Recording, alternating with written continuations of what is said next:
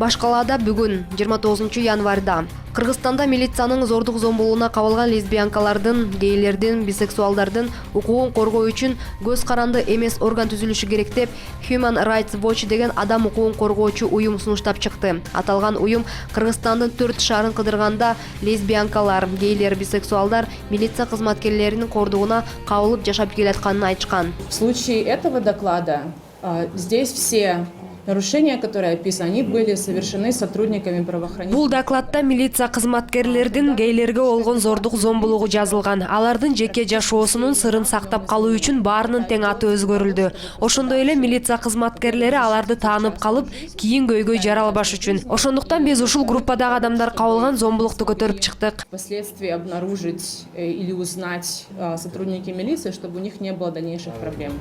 Гейлер, бисексуалдар уюмунун активисти Дастан өзүнгө экенин ачыктап, ал да милиция кызматкерлеринин коркутуусуна 3 жолу кабылып, акча берип утулганын айтат.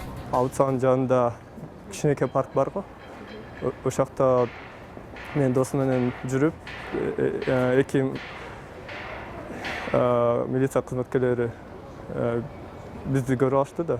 Анан бизге келгенде алар бу жакта эмне кылып жатасыңар, сумкаларны көрсөткүлө, паспорту көрсөткүлө, силер гейлерсиңерби, сен эмне бир милиция кызматкерлери, сен эмне ошондой кыласың, сен кыргызсың да.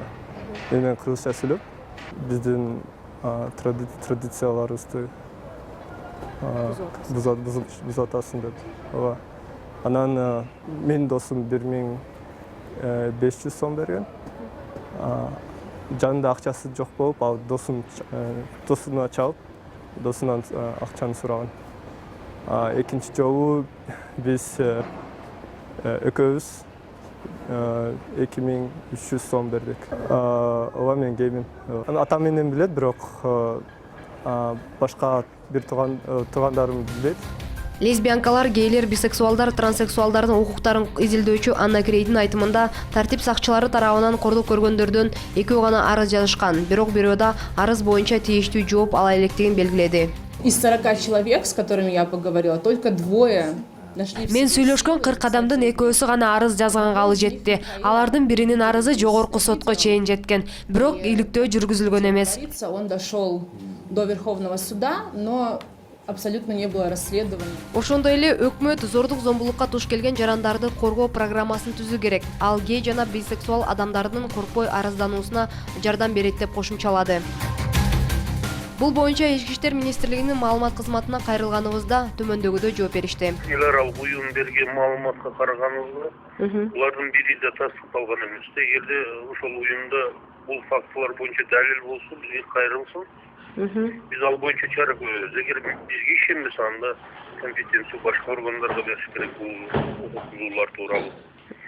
Ошон үчүн эч кандай далили жок эле жумран журтка сунчуп жарыя кыла берген менимче негизсиз.